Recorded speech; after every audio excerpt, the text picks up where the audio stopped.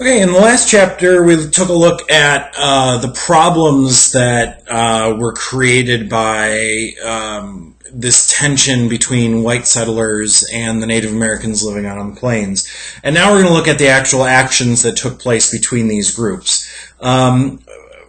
There's two major Indian wars that occur out west during this time. And the first is the Sioux War, and it lasts from 1876 to 1877. And the Sioux were a group that were living in the Dakotas and were passed over quite a bit by white settlers as they went out west. As more settlement takes place in the plains area, though, we have the settlement of the Dakotas. And so Native Americans were put on reservations in the Black Hills. The Black Hills were seen as just a kind of mountainous area of the plains. Not much that really could be done with that piece of property. And so it was given to the Sioux. And it was Sioux sacred land, and so they were fairly okay with this, but they didn't like being pushed on to a smaller section of their property than they had before.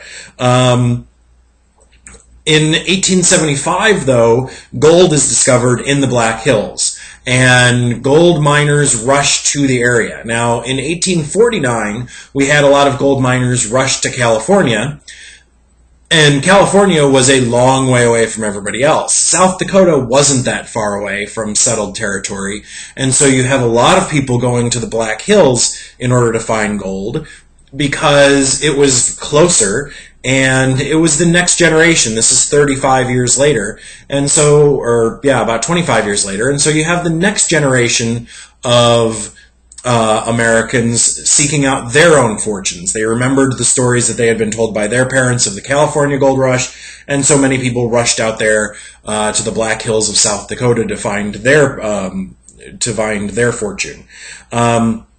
And so Sitting Bull, one of the Sioux chiefs, leads his people against the white settlers. And after a number of treaties had been violated, the Sioux and the Cheyenne both begin actively seeking out white settlers, seeking out gold miners, seeking out the army officials that were out there in order to drive them out of the land.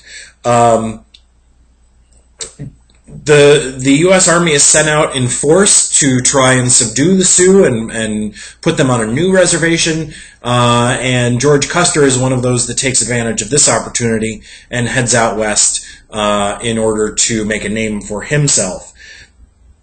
Custer's forces clash with Crazy Horse, who was leading the Sioux at the Little Bighorn, also known as the Battle of the Greasy Grass. It was the Greasy Grass River.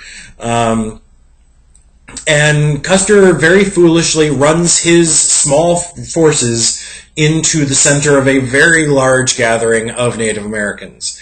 And, of course, he and almost all of his men are completely destroyed by the Indians. When the newspapers report this, they report it as the federal agents who are just doing their jobs were massacred by the Indians, whereas later on we found out that it was Custer who was actually doing the attacking, and it was pretty dumb of him to do that. But because this becomes so sensationalized in the media, the citizens of the United States want something to be done about these evil Indians who are killing U.S. troops, and so they send even more troops out to the west in order to subdue the Sioux. Sitting Bull leads his people to Canada, but because of all of the negative opinion of Indians in the United States, and because it was Sitting Bull's group that really took the brunt of the blame for the Battle of the Little Bighorn, the Canadian officials are willing to let Sitting Bull stay, but they're not willing to help him in any way. And so eventually Sitting Bull's only choices are to starve in Canada or to be put on the reservation. And so he chooses to return to the United States and be put on the reservation, where they will at least in some ways be taken care of by U.S. soldiers. Further out to the west, in the Oregon region, we have the Nez Perce under Chief Joseph. And they had also given up large sections of land to American settlers, and Chief Joseph was actually very friendly with the white settlers to the area and helped them out a lot. when people first came off of the Oregon Trail. But after a number of treaties were violated, and after the Nez Perce were forced to move from their land in the Wallowa Valley in Oregon to to reservations in Montana, this is when the Nez Perce decide to react against the U.S. government, and war ensues. The Nez Perce actually do very well because of the distance between Washington, Idaho, and Montana, and the rest of the American forces. But eventually the military moves out further west there and is able to subdue Chief Joseph and his Nez Perce band before they are able to get into Canada. During this time, about 1/3 of the Nez Perce died of disease because of their forced relocation. Another third died of the warfare, and so this leaves the Nez Perce band tribe very, very decimated. And so they're eventually shipped to Oklahoma, even though they had been promised a reservation in the Dakotas. The Nez Perce were eventually allowed to return to the Northwest, but they weren't allowed to return to where they were originally from, and today there are Nez Perce reservations in Idaho and Montana, I believe. The Apache under Cochise led probably the most successful guerrilla war against the United States, and that was because the area in the desert Southwest was so very remote and well known by the Apache that there was little chance that the Americans had to subdue this tribe without other Indians' help. And so it took a while for the United States to get used to this idea of relying on Native American scouts to turn in their own people. First of all, those scouts were not well trusted. And second of all, it was tough to find many reliable scouts who were willing to work against their own people. But eventually they do, and after almost 10 years of warfare that crossed the border between the United States and Mexico, were the Apache finally subdued.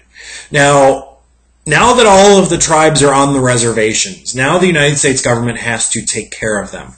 And what ends up happening is these tribes begin to communicate between one another, between these reservations, because they were allowed to gather together in larger meetings. They were allowed to travel between reservations now because they were not seen as a threat. And what happens is there's a medicine man in California, a shaman, somebody who was a spiritual leader of a tribe, who receives the vision of a dance in a dream, and it's called the ghost dance.